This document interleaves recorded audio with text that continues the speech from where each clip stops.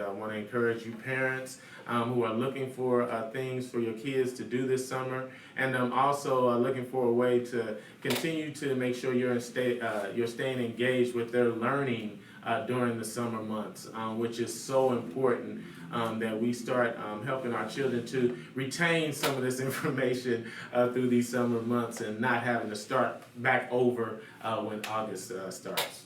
Absolutely, it's critical, man.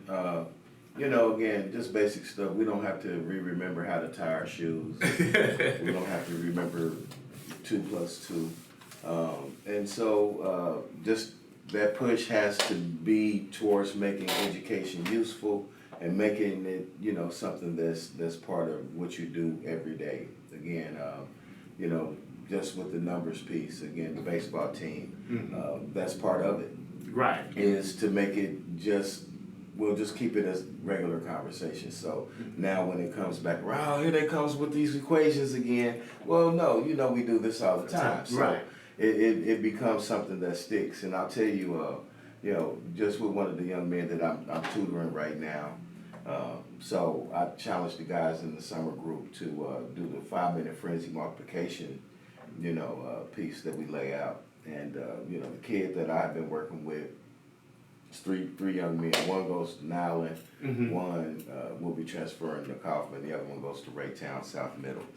And so, just gave him the challenge. And again, the kid that I've been working with since like mid-February, he blew it out the water. And the other 2 kids, they struggle with it. And not because they're not intelligent young men, it's just nobody's making them take care and own the information. Right. And again, with the young man that I'm working with, within a relatively short period of time, like 6 weeks, he was able to master his basic multiplication facts. It's not a Herculean effort.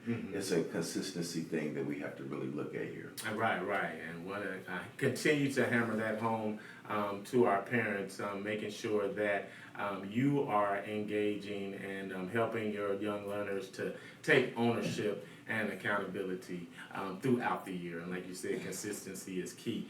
But we are going to jump into our conversation with our guest today. And today's guest is someone whose grassroots activism has sparked a national conversation about justice and accountability.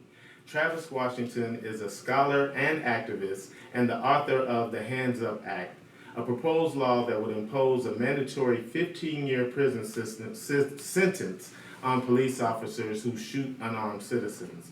He launched a Change.org petition in 2018 that has grown to nearly 3 million signatures, gaining support from the families of victims, including Breonna Taylor, Michael Brown, Antoine Rose, Sean Monterosa, and Jacob Blake.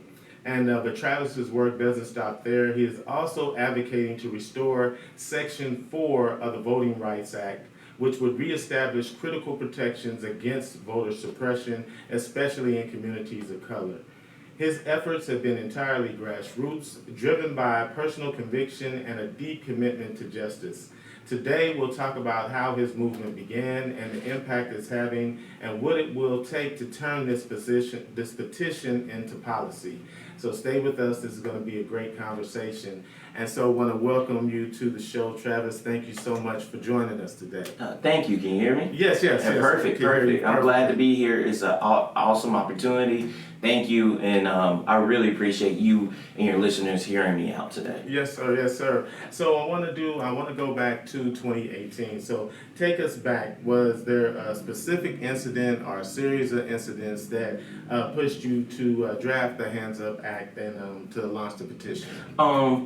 To summarize it, I think like a lot of people of color in this country, they suffer from this thing called internalized racism of thinking they are inferior because of their skin tone. But thanks to a class called Africana Studies that forced me to look into my history, I started to slowly build myself up and realize who I am and what I am. I had the idea in 2016, 2017, but I never thought to put it down on paper. I thought I had to wait to receive a certain position of power. But I'll never forget, I'm a very religious guy. I believe in Jesus Christ. My Lord and Savior died my sin for the third day. I was on the train station. I had this spiritual moment that Dr. King talks about in one of his speeches, Jesus calling out his name, making a way out of no way. And then I just felt the presence of people who were shot unarmed, before me in my stomach at the train station. Like, I was literally on an Amtrak train and I just felt it, and like, I just started praying, and I was like, you know what? Let's just post a petition and just go from there. And then it was kind of funny. I got 10 or 20 signatures at that moment. Yeah, they were friends of mine, but at least they believed. Like, And then it was kind of cool. I'll never forget it. My wife, before she was my wife, was like my 100th signature, and my brother was my 99th signature. I mean, yes, I received 2.7 million, every single signature count, but that was kind of cool than being 99 and 100. Yeah, absolutely, yes. That's a good sign. Yeah, exactly. Yes, and so that was all in 2018, and that was kind of what started the motivation for you to start the Hands Up Act. Yes, and I tried to push it. At the moment, I felt this surge of urgency, and I shared it with everybody. I thought it was going to take off immediately, but like with all progress, it takes time. We forget in 1957, we tried to push the Civil Rights Act. In 1957, it failed because of Stormin' Thurmond, U.S. Senator from South Carolina, who broke the record and filibuster and prevented it from becoming law. So it took 10 years. So the National Civil Rights Museum in Memphis, Tennessee, where Dr. King was murdered, they were my first big supporter that shared it, and that's what got it up to like 1,000 signatures. I'm like, okay, we're rolling now. Okay, that is awesome. And so you can go to change.org and find the petitions, but for our audience and those who have not had a chance to look at the petition, talk to us about, so what are some of the core provisions of the petition, for someone who may not be familiar with it? So the first thing, the most important part, is that the Hands Up Act, if a police officer shoots someone unarmed, is a mandatory 15-year prison sentence. That's number one. Number two is part of the petition, I'm trying to restore Section 4 of the Voting Rights Act. And last but not least, all together, to wrap it up, is that if a police officer plants drugs on somebody, it's a mandatory 10-year prison sentence. We've seen over the course of time, even on videotape, where officers have planted drugs, planted alcohol, planted guns, and ruined men's lives. Talking about 10, 20 years in prison, all for nothing. So it's to penalize the abusive white supremacist system that has been put together since the times of legalized enslavement in this country. Okay, and so I do want to take each of those things individually. And so when we talk about the mandatory minimum in terms of 15 years, how did you come to that sort of a time frame? Was there some sort of a legal idea around that, or why 15 years? The 15 years was, I believe, a sufficient amount of years for a punishment. And the fact that Antoine Rose's mother and Michael Brown's mother support the petition, who's more qualified than the people who have suffered from police brutality? If they are okay with it, I'm okay with it, and 2.7 million people are okay with it, let's go forward with it. No one's more qualified than the ones that lost their loved ones, and those officers who shoot these people unarmed are free. Right, okay. And so let me ask you this, because this really just kind of popped in my head, because you can really hear your passion behind this. And so as you have garnered 2.7 million signatures, what other sort of response have you gotten? Have you heard from members of law enforcement relative to any sort of an opinion about the accountability that you're asking? No, I have not really heard anything from law enforcement, because whether I like it or not, whether you like it or not, on the NAACP website, if you look up, it says that the original policing system started from slave patrols to 2025. There's a system and institution within the police department where, one, they don't want to face this reality. And number two, if they do face this reality, they will be isolated. So I feel like they don't want to be involved, or they don't want to talk about it, because it's something that they don't want to be involved in. Right. I feel like all change in community comes from outside the system. It comes from people like me, you, everybody in this country, all 400 million Americans in this country. It's your choice on how you want to change or how you want to push legislation. Right. And the reason I ask that question, because I have friends that have been police officers and who may, especially as black police officers, share a lot of your sentiment. But once again, they're working within the confines of that system. and trying to find a lane which someone who is of color or even someone in law enforcement that, like I said, necessarily agrees with this sort of accountability, if there is room for them, in this conversation as far as you're concerned. There is room, but the issue of the matter is that the man who murdered Michael Brown, the man who murdered Tamir Rice, the woman who murdered Terrence Crutcher, the man who murdered Jacob Blake, the man who murdered Aldo Toledo, Andres Godoro, Philando Castillo, Alton Sterling, Tamir Rice, Daniel Shaver, Ayanna Jones, they're all free. If they're free, why is it that, what are they doing to stop these police officers from doing it again? NPR, there was a story by NPR by a woman that said more than 100 black people have been shot unarmed. And for some of these officers, this is their third time shooting somebody black unarmed. Right. So the conversation is that if they're confined to a system, it takes outside force. We couldn't depend on the system in segregation. We had to end segregation. Or Dr. King said, we have to assign our own manhood of the Emancipation Proclamation. Abraham Lincoln can't do this for us. We have to do this for ourselves. Right. Yeah, absolutely, absolutely. And like I said, understanding when we're talking about trying to move the needle on police accountability, and especially with the environment that we're in now with this current administration that seems to be trying to release whatever restraints there are around police accountability. And we know that even the difficulty of trying to address qualified immunity for police officers. So, like I said, having this conversation about police accountability, where do you think the reality lies in what it is that you're asking for? A lot of times we may ask for things that we may not think are possible or that we'll see in our lifetime. Versus, what we can actually get pushed through around police accountability. So, short of this 15-year mandatory minimum sentencing, what would success look like for you around police accountability? What success would look like to me is that this petition becomes a federal law to land. What success looks like to me is that I'm slowly taking steps towards changing this country. I feel like the biggest issue that we're facing right now is that there's a million things going on at once right now. Yes. We're dealing with Medicaid cuts, we're dealing with just a hurricane right now, but that does not mean I can't or we can't stay consistent.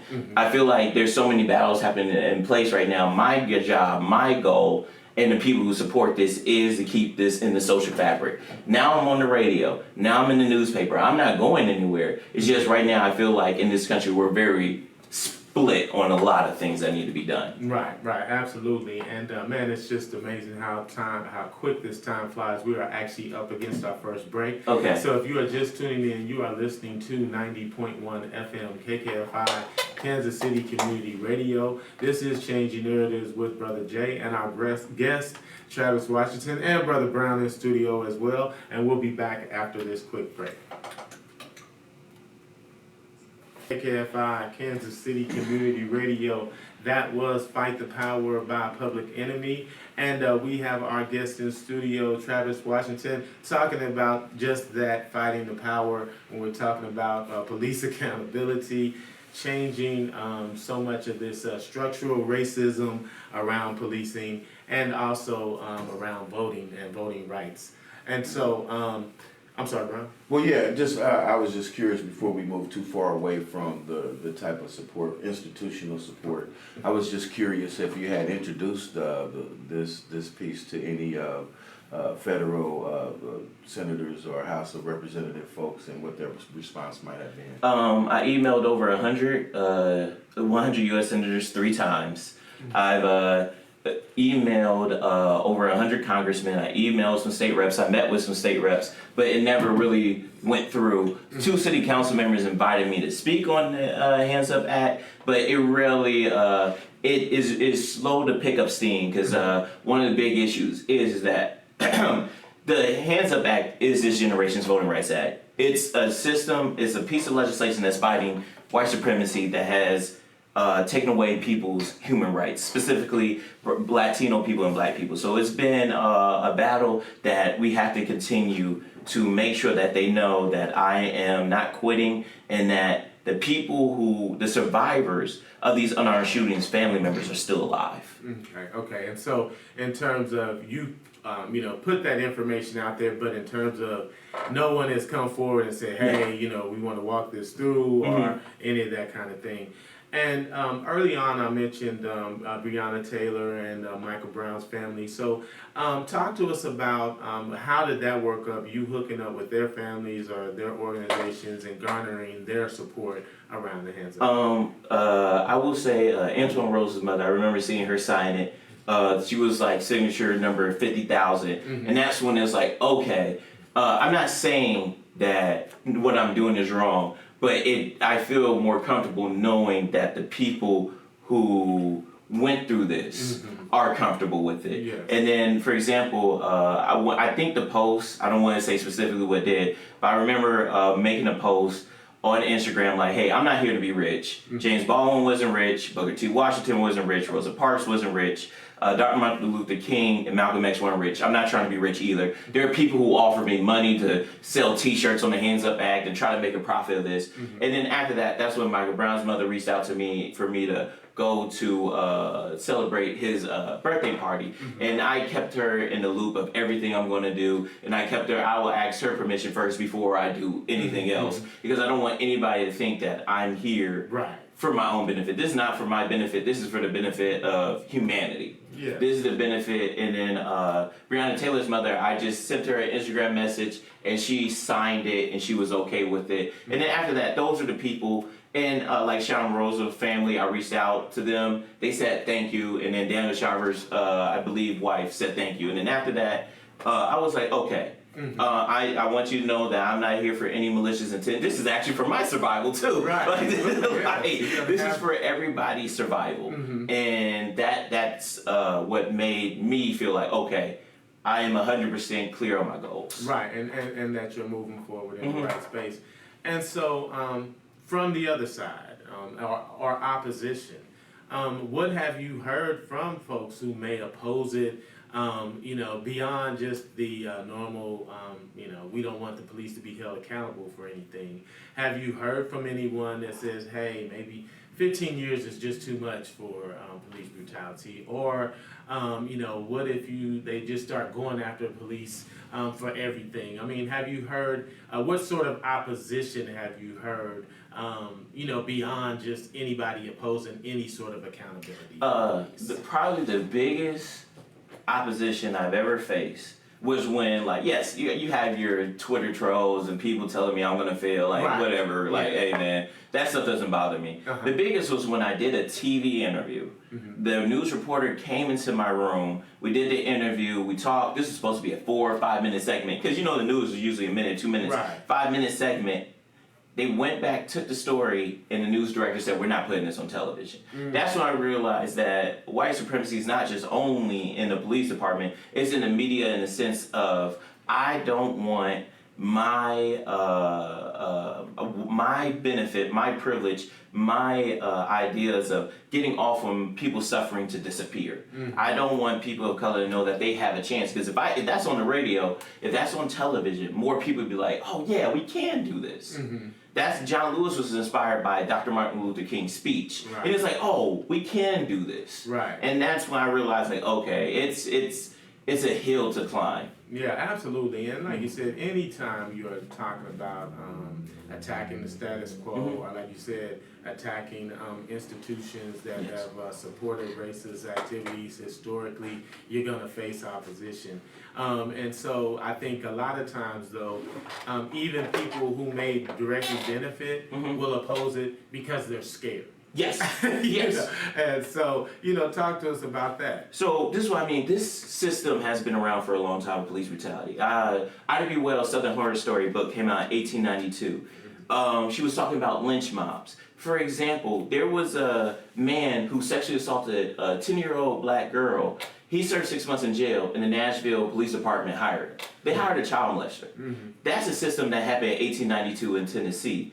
Then you have systems where, like, for example, another black child was sexually assaulted, and 500 black men came forward. They said they were going to get revenge for this white child molester, and 250 white men protected his home. And not only that, they had the National Guard to protect a child molester.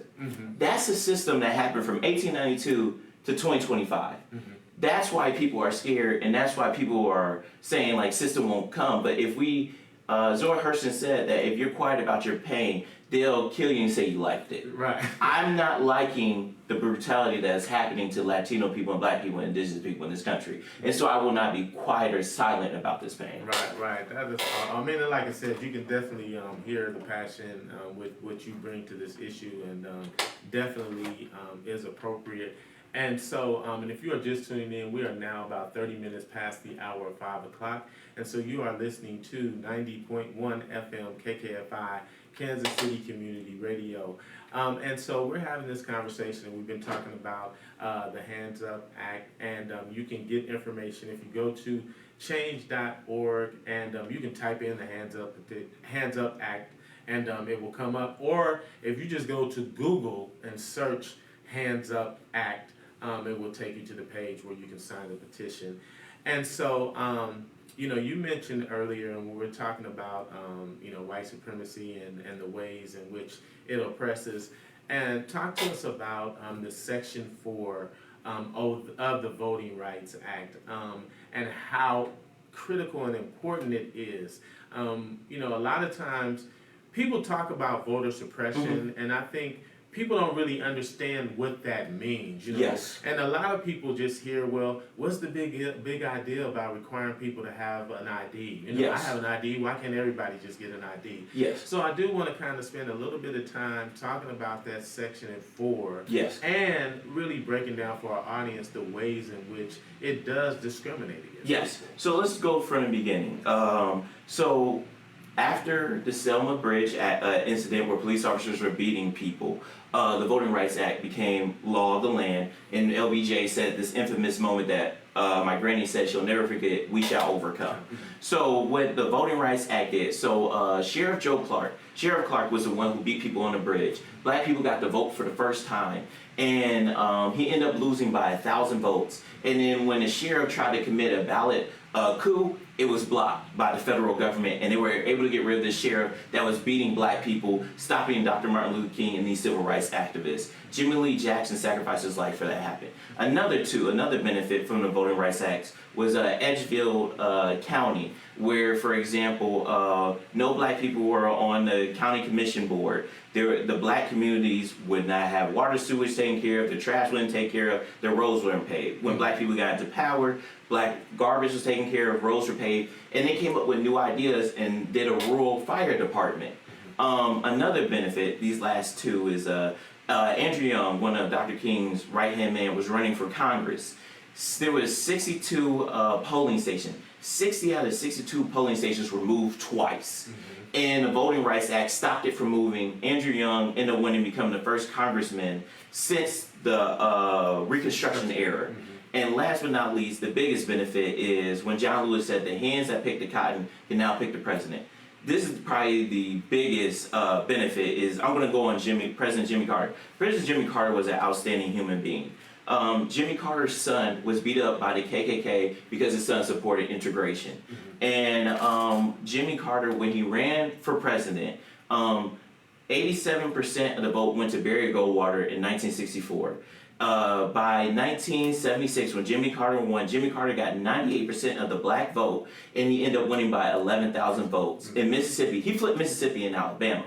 That's unheard of in today's period. And when Jimmy Carter became president, he appointed the most black and Latino federal judges in history. He appointed more black and Latino judges than from George Washington all the way to Gerald Ford. And not only that, he put a black woman in the Civil Rights Division and made Andrew Young United Nations ambassador. And we saw a whole change in this country. That's the benefits of the Voting Rights Act. So right after President Obama won, this is where it became a problem. That's when all the voter suppression kicked in.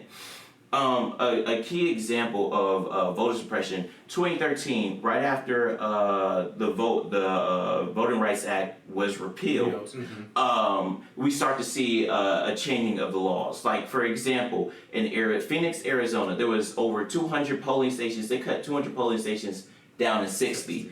There's 1 million people that live in Phoenix, Arizona. There's 20,000 people per polling station. Then you got Kentucky. There was 3,000 polling stations. They cut it down all the way to 60. In Louisville, Kentucky, where a population was 600,000, there's only 1 polling station. And last but not least, Texas. They closed 750 polling stations. Under the Voting Rights Act, if it was still law of the land, it would have blocked this. There were people who were waiting in line for 6 hours, and they had to, what's the word I'm looking for? They had to wait in line for 6 hours and then go to work. Yeah. So we're talking about closing polling stations. The second issue with the Voting Rights Act is that they purge people. So in Georgia, for example, Georgia Secretary of State kicked more than 300,000 people, purged them off the voter rolls. When they did an investigation, more than the 300,000 people that kicked off the voter rolls, Georgia Secretary of State said, "Oh, these people moved. They can't vote." They interviewed 190,000 of those people. 190,000 never moved. One of the people they kicked off the voter rolls was Dr. Martin Luther King's cousin. And I'm like, she's been voting for 50 years, now she can't vote. And the last but not least is, like you said, voter ID. From 1965 to 2013, you could vote with, yes, a driver's license, a photo. You could vote with a driver's license, birth certificate, social security card, public housing ID, veteran affairs ID, mail, and mail or paycheck stubs. They said, like, for example, in Missouri, they're like, oh, just get a voter ID. There was in order to get a voter ID, you might need a birth certificate. In order to get a driver's license, you need a birth certificate. There was a lot of people who were born in Jim Crow South without birth certificates. There was a lot of people born in farms. Yes. So how can I get that? And not only that, there's a lot of people who are stuck in poverty. We're talking about the Black Belt, for example. We're talking about institutional slavery, where people were picking cotton. They, for example, might not have a car. So you went from voting with your public housing ID to now you need a voter ID. And then you try to go get a voter ID, for example, in Alabama, they closed DMVs. Yes. And the greatest example I can give in Texas is that, like, for example, there's 254 counties in Texas. Only 81 of them have a DMV. For some people, they gotta travel 250 miles to get a voter ID. So for people in this area, that's like driving from not only from Kansas City to St. Louis, that's like driving from Kansas City all the way to Edwardsville, Illinois. Right. And how can you do that if you don't have a car? It's discriminatory towards brown and black people who suffer from institutionalized racism. It's discriminatory towards people who might not, who can't even afford a car. This used to be illegal under Section 4 and 5 of the Voting Rights Act. Right, and that was a great explanation of, you know, so many of the reasons why it's so important to restore that. And I'm glad that you really broke that down for our audience, because I think, like I said, a lot of times we just think about just requiring an ID. We're not thinking about the fact that, like you said, they're very intentionally closing polling stations. They're very intentionally closing DMVs and places where people can go and get these IDs. And so that's the other part, where the other side is very intentional and specific with the way in which they are dismantling our rights. And so we have to be just as organized and specific and intentional as we fight these sort of things. And being educated and understanding, you know, what's going on with these issues is so important. So I'm just, you know, I'm glad that you broke that down for our audience the way that you did. And so, you know, why tie police accountability and voting rights together? Oh, because I'm going to do, like, so for example, with the Affordable Care Act,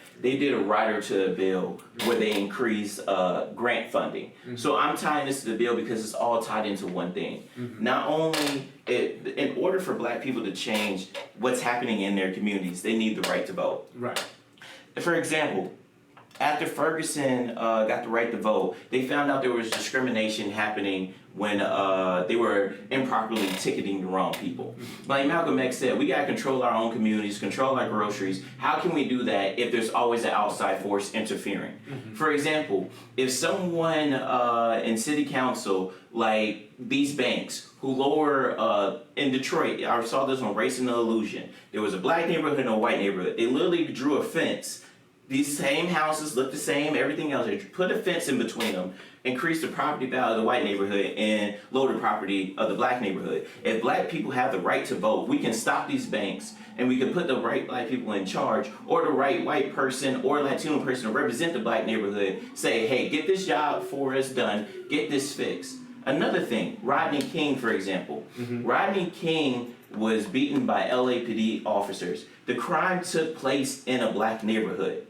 Those officers were supposed to be tried by an all-black jury. Instead, they moved it to an all-white jury. Emmett Till was murdered. An all-white jury let them off. Reese Taylor was gang raped by 6 white men. An all-white jury let them off. Isaac Woodward had his eyes gouged out. An all-white jury found those police officers innocent. What I'm talking about is voting, is controlling our neighborhood. So if a white person comes in your neighborhood, or anybody comes in your neighborhood and does damage to you, you have the right laws put in place to protect yourself. Absolutely, absolutely. So we are actually up against our second break. So if you're just tuning in, you are listening to 90.1 FM Kansas City Community Radio.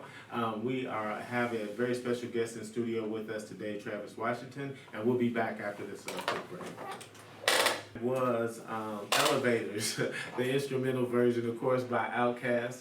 And if you are just tuning in, we have a very special guest in studio, Mr. Travis Washington, and we've been having a conversation about his petition, the Hands Up Act, and also in that petition around accountability for police brutality and police misconduct, as also a provision to restore Section 4 of the Voting Rights Act. And for anyone that may not know or who did not hear Mr. Washington's very detailed explanation of why that provision is so important, I encourage you to, go to change.org, pull up the Hands Up Act, that petition to get more specific information. But as you can see with the results of this last election, voter suppression is very, very real, and there's a reason why they're so intentional with their activity, because unfortunately, or not unfortunately, but they have made the calculation that they cannot win national elections unless there is some sort of voter suppression going on. And unfortunately, while we're sitting idly by, continuing to watch, our rights erode, they are continuously looking for new ways to hold on to power.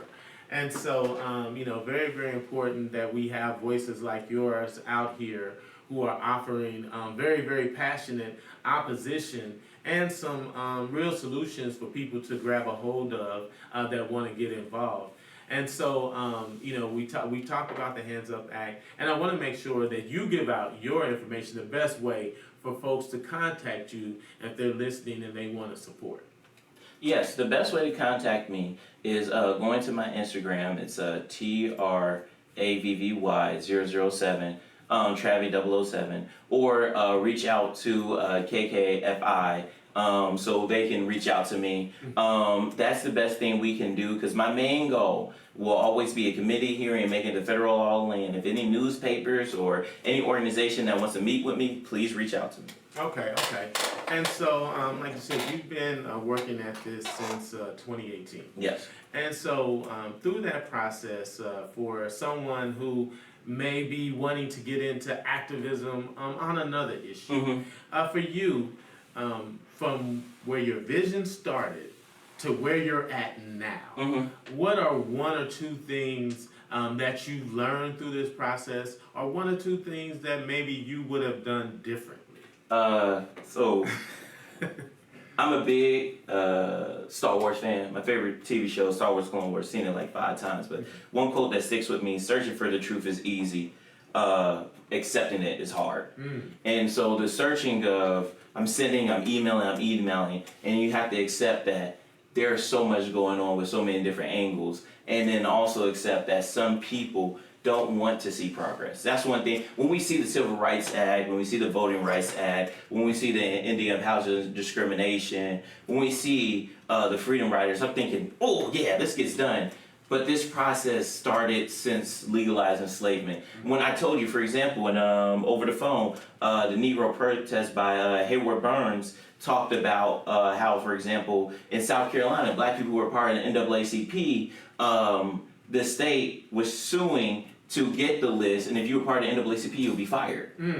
And it's kind of crazy how we look at this in the 1930s, the NAACP went to the Supreme Court to protect the identity. Now in 2025, they're just giving out our information. Yeah. The Supreme Court, not only that, like I told you with the sit-in movement, a thing that people forget, like this is one thing I don't like, is that you type in sit-in movement, you think it starts in 1961, 62. The sit-in movement started in 1958 in Oklahoma City under a girl named Barbara Posey, I believe. And she's like, why she sat in. And so that's why I'm like, this is years on fighting. And during the sit-in movement, it took the Supreme Court to rule 8-1 to make sure these black men who sat in didn't have to go to prison for 10 years. We're talking about sitting in. So it's a long road ahead. And like I said, it's searching for the truth is easy, accepting it is hard, and accepting that I have to take my time. Right. And I think that that's important. Like I said, we have all kinds of folks that come in here and we have conversations with who are passionate about, one thing or another. But like you said, the thing that really runs consistent is you have to be persistent. You have to be patient and understand that a lot of times you may feel like you're doing this work alone. And if it's something that you're passionate about, you'll stick with it. And so, I just like to always kind of put that out there and kind of try to demystify things for people. Because like I said, I think a lot of people will see a particular issue and be like, man, something needs to be done about that. But where do I start? And then when I start, what does that look like? And so just, kind of want to share that. And so, when you came in, you have a book with you, The Slave Narratives. And, we focus on reading here and literacy. I was fortunate and blessed this past week to go to one of the freedom schools and read to the children at the beginning of the day. And, it was just exciting, but also just that, realization that, it's going to take work for us to attack what is going on with us and around reading. So talk to us about this book that you carry around with you, because I think it's a great example when we talk about the impact that books can have on people's lives. And so just real quick, talk to us about, how that book became so important for you. The Slave Narratives is what helped me in my internalized racism. I like the stories of Equiano, Nat Turner, Frederick Douglass, Williams Wells Brown, Sojourner Truth, Harriet Jacobs, and William Ellen Craft. Like my all-time favorite book is Uncle Tom's Cabin. And my third favorite book is 12 Years a Slave by Solomon Northup. These books are so important because it creates a level of consciousness. My wife, she's like hates this to this day. I put her through 3 tests. And if she liked my movie collection, who liked my comic book collection. But the one thing that when I saw her opening my slave narrative and looked me in the eye and told me the importance of Frederick Douglass, she's like, you don't know what this word means? That's what locked it into me is for me with her is that consciousness is important. Black history is important. And I argue with one of my best friends. I told him this. He's like, I'm sick and tired of trauma movies. I'm sick and tired. We don't need to make any more slavery movies. And I told him we still need to make them. And then as soon as the president won, the current president won, he was like, Travis, I owe you an apology. He was like, we still need to make these movies. He's like, I'm sorry. We need to continue to make these movies because Emmett Till, there are people who don't know who Emmett Till is. Right. And his story matters. His story is important. His story is the main reason why you, him, me can come on this radio. I can work at a PWI. We can be police officers, congressmen, teachers, lawyers, and doctors. Right. So that's why I was like, these slave narratives I carry with me from Africana studies is so important. And I carry it with me so more people can know our history. People who don't know their history end up destroying themselves. Absolutely. I'm sorry, Brown. Well, I just was curious. Is this under the umbrella of any type of organization, and or are you solely pushing this, or do you have a team behind you? Oh no, I'm by myself. Okay. Yeah, I'm doing this all by myself. Okay. Okay. Yeah. And so, if you are just tuning in, we are now about 8 minutes before 6 o'clock. So please stay tuned at the top of the hour for Roots Wise Reggae. And so earlier, when you were talking about Jimmy Carter and all the things that he did for black folks, and for those of us who are old enough to remember, Ronald Reagan was a direct answer to that. Yes. He started his campaign in Philadelphia, Mississippi, Yes. which he had no connection to, but he was sending a clear signal to the white supremacists that what took place in that Carter administration is not going to take place in mine, and we are going to change things. And so moving forward to Barack Obama and Donald Trump and his administration, in my estimation, being sort of the same thing. So talk to us about, in your estimation, how the image of whiteness and white supremacy has been elevated or changed with this current administration. I want to say it goes back to what James Baldwin and Malcolm X were debating about. Malcolm X debated about the sit-in movement. I saw this debate multiple times. Malcolm X was like, the sit-in movement is non-defensive. We have to do action. And James Baldwin came back and said that no longer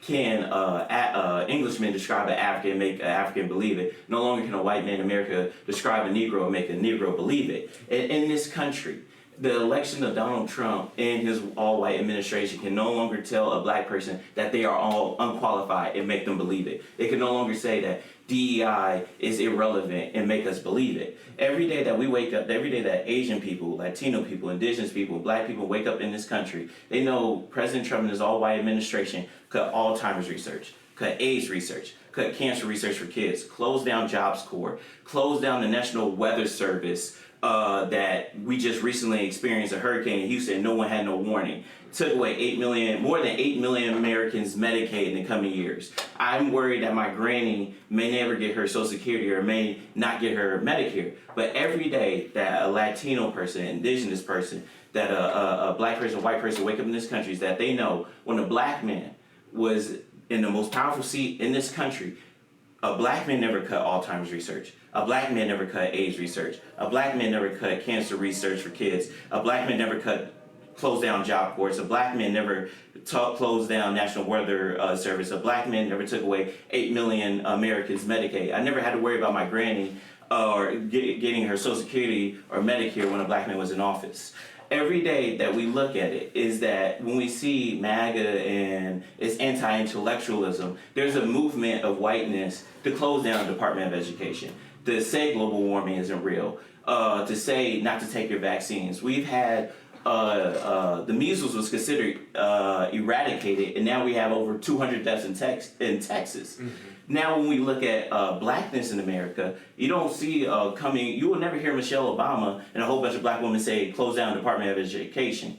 8 out of 10 black people believe in having wind power and solar panels. And even though there are black people that might not believe in all the vaccines, the main reason they don't believe in it is because of the history of the Tuskegee experiment. But you never heard of black people threaten Dr. Fauci's life. Right. So every day that we wake up, pseudoscience and anti-intellectualism is now associated with white supremacy and MAGA, and blackness and people who support DEI is now associated with facts and science. The image, no longer are we going to believe we're inferior, because every day this administration goes on, more and more people are losing things. Absolutely, absolutely. Man, we have got to get wrapped up here. Thank you so much. Once again, I really appreciate the passion with which you are attacking this subject and these very, very important issues. Like I said, this is ongoing. This is going to be an ongoing conversation.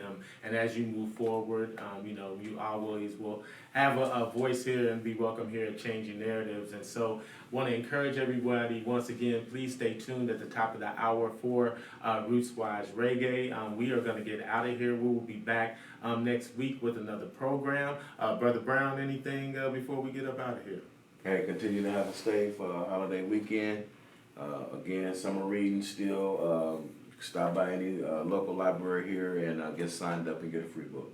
Yes, absolutely. And we want to offer a huge thank you to Travis Washington for joining us and sharing not only the inspiration behind the Hands Up Act, but also a deeper call to action to restore Section 4 of the Voting Rights Act. So his work is a reminder that real change doesn't just come from policy, it comes from people who care enough to stand up, speak out, and stay the course. So thank you, brother. Thank you. Appreciate the work that you're doing. And so, like I said, please stay tuned at the top of the hour for Roots Rise Waygate, and we'll be back next week with another program.